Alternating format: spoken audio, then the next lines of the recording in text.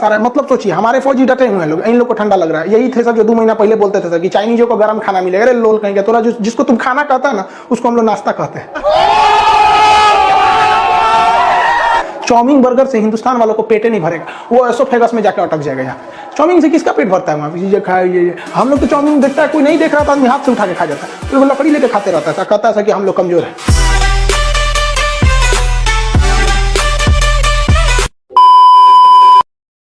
तेरे नाम मूवी देखे, मारता है उसको चोट कहां तक चल जाता है, अंदर तक, ले गायब हो गया। गजनी देखे, हाँ मारता है तो क्या हो जाता है, पूरा उसका ब्रेन गड़बड़ा जाता है। समझ में गया कि नहीं? ये बहुत खतरनाक। दोनों ससुरा पिटाया सब लड़की के चक्कर में।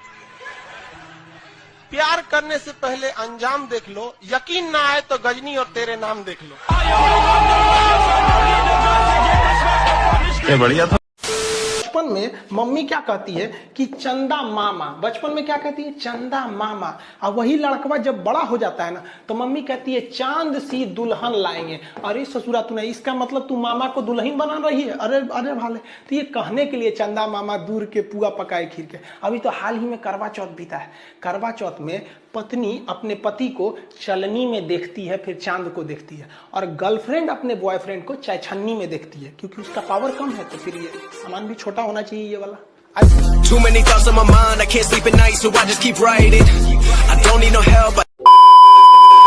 कि जैसे गलवान घाटी में खबर आई कि भारत के 20 जवान शहीद हुए हैं और चाइना के 43 कुत्ते मरे हैं। कुछ लोग को तो भरोसे नहीं हो रहा है कि भारत वाले भी चाइना को मारे होंगे। ऐसे लोग को यो भरोसा नहीं होता है कि ससुरा अपने बाप के हैं कि नहीं। रुको जरा, सबर करो। चाइना वाले छोटे छोटे होते से कुंफू कराटा मार रहे थे सब, बॉर्डर पे आके ये कराटा मार रहे थे ऐसे ऐसे। अब भारत के सैनिक गांव में खेती किया हुआ आलू बोया, हाथ से पकड़ के मुर्गियां ऐट दिया, कैसे जुड़ा चाय चुई करता है हमारे यहाँ।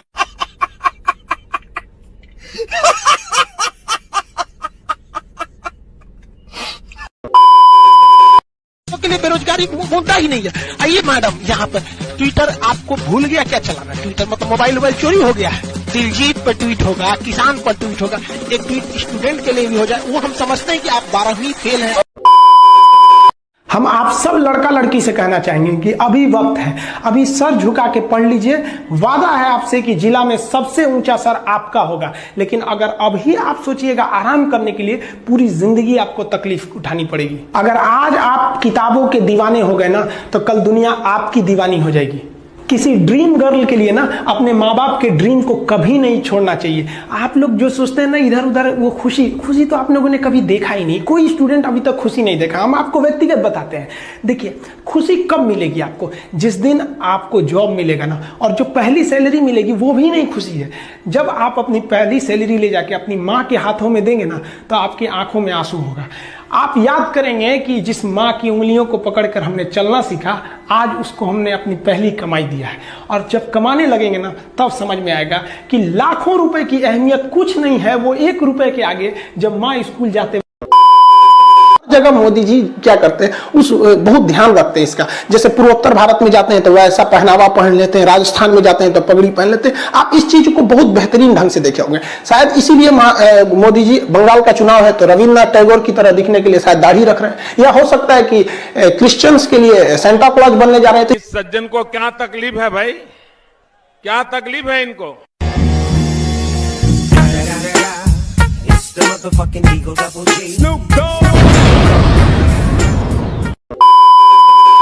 अगर उसे परमानेंट समझने लगते हैं तो फिर आपकी बर्बादी होगी। समझ आ गया कि ना? मोहब्बत के नशे में हमने उन्हें खुदा कह डाला। उन्होंने जवाब दिया खुदा किसी एक का थोड़ी होता है। नहीं जोड़ पाए हैं। अगर हम अपनी नदियों को जोड़ देते तो ये समस्या ही नहीं आता। आप ये देखिए, ये रेड कलर वाला नेपाल है, बाकी ये पीला कलर से ये वो राज्य हैं जो नेपाल से सटते हैं। उत्तराखंड हो गया, उत्तर प्रदेश, बिहार, पश्चिम बंगाल, सिक्किम। आज नहीं तो कल अब नेपाल पूरी तरह से चाइना के इशारा पर ठुमका लगा रहा है। उस हर राज्य में आपको अड़ंगा उत्पन्न करेगा। तो आप किसको किसको समझा दीजिएगा भाई? आप बारिश होता है तो पानी को थोड़ी रोकते हैं, आप छाता लगाते हैं यहाँ पर। तो हम लोग को पहले से रेडी रहना चाहिए कि हमारे पास जो इतना एक्सेस पानी आता है उसको हमको ड्रेनेज करने का व्यवस्था नहीं है। अपने पड़ोस में देखिए, पाकिस्तान में नहरों का जाल बिछा बिछा दिया। पाकिस्तान में इतनी नहर बना दी है अपने नदियों पर कि 1965 की लड़ाई में हमारे सैनिक जब घुसे थे सब इछुगिल नहर में, तो नहर में फंस गए थे सब। इतना ज्यादा उसने डेवलप किया अपने बांध को, खास करके उसने डैम पर काफी ज्यादा वर्क किया। और हम लोग ने क्या किया? कुछ नहीं, अब तक नदियां नहीं जुड़ी हुई हैं। बाढ़ आता है तो हजारों लोग मर के जाते हैं, बह जाते हैं, गांव का गांव बह जाता है। भारत सरकार को अपनी नदियों को जोड़ने के लिए 2 स्टेप लेना चाहिए। सबसे पहले हमारे पास यहाँ पर बंगाल की खाड़ी है, ये बंगाल की खाड़ी है और ये नेपाल है। आप बताइए ना, खुद से देख के बताइए, बंगाल की खाड़ी और नेपाल के बीच में कौन सा दूरी है? और यहाँ बीच में गंगा नदी है। हम लोग को केवल लिंक करना है यहाँ से, ताकि एक्स्ट्रा पानी हो तो सीधे हम लोग निकाल सके, बंगाल की खाड़ी में समुद्र में चला जाए। लेकिन आज तक इसको भी नहीं जोड़ पाए हम लोग। तो ये तो स्केप प्लान होना चाहिए कि अगर हमारे पास सरप्लस पानी हो गया तो कहां से भेज देंगे, सीधे चला जाए वहां पर। नदियों के रास्ते ना भेज के हमको यहां से कैनाल बनाकर भेजना चाहिए ताकि एक्स्ट्रा पानी निकल सके। दूसरा कि हम लोग को अपनी नदियों को जोड़ देना चाहिए, प्रॉपर नदियों को। जैसे उत्तर भारत जो होता है ना, बाढ़ में डूब जाता है, जबकि आप दक्षिण भारत में देखिएगा, महाराष्ट्र के एरिया में तो किसान बेचारे सूखा पड़ने के कारण सुसाइड कर लेते हैं। तो यहाँ सूखा है, वहां पे पानी है। अगर हम लोग इसको जोड़ देते तो ऊपर भारत के नदियां जो है वो बाढ़ नहीं आती, वो बेचारे बाढ़ से नहीं मरते और ये सूखा से नहीं मरते। यहां पर इकोनॉमी बर्बाद हो जाती है, बाढ़ की वजह से कोई फैक्ट्री वगैरह नहीं लगती है, कोई फसल बर्बाद हो जाती है, और यहाँ की इकोनॉमी बर्बाद हो जाती है सूखा की वजह से।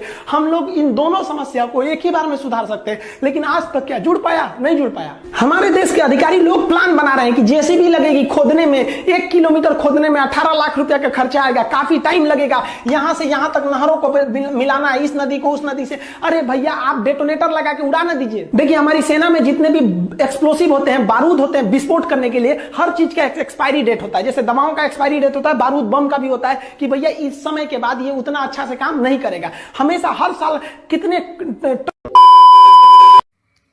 कौन पूछ रहे हैं लार में कौन सा इंजन पे?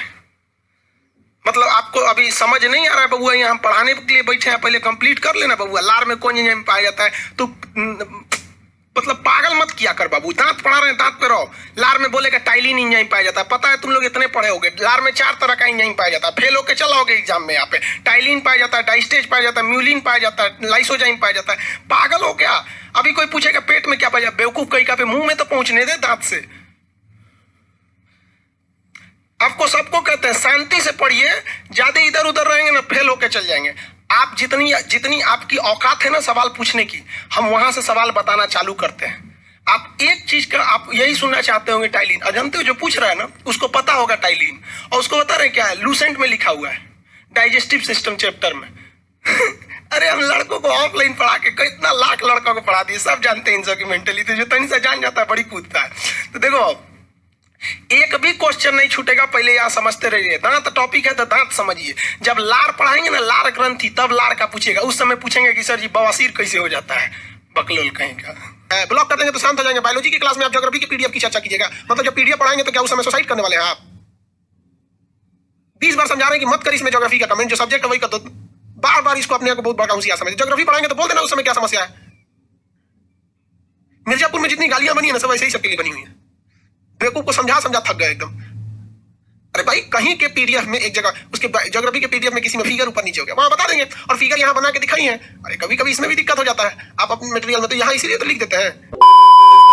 महाराज, हमको भी राजा बनना है। आप तो अब बुढ़ौती में रिटायरमेंट ले लीजिए, इधर उधर खोज रहे हैं। अब ये दिक्कत में आ गया कौन? अजात शत्रु। तो इसको चढ़ा दिया सब। इसका सार और था, सब पत्नी थी, अगल बगल वाले कहते एक काम करना, ले भाला मार दे बाबूजी को। जाके मार दिया बाबूजी को। ससुरा कहीं का ब्याह करता है बुढ़ौती में। तो इसे कुणिक कहा जाता है। क्या कहा जाता है? कुणिक। और पितरी हंता कहते हैं। क्या कहते हैं? पितरी हंता। क्या कहते हैं? हालांकि पूरे मिर्जापुर मूवी में सब ससुरे अय्यास थे, सब कालीन भैया को छोड़ के। तो इसका बेटा आया उदाईन, ये भाला मार दिया अपने बाबूजी को। ये मारा किसको? इसको मार दिया उदाईन। कौन मार दिया? उदाईन। उदाईन ने किसको मार दिया? अजात शत्रु। काई शत्रु अपने ब्याह शादी करेगा, अपने राजा बने, हमारा मन नहीं है, मार दिया यहाँ पे। और उदाईन जो था, ये अपने बेटा से पूछता था, बेटा तुमको जब ब्याह करना है तो तुरंत बोलना है। ये ना कि तू भाला लेके मार दे हमरा। हम तुम्हारी तकलीफ समझ सकते हैं।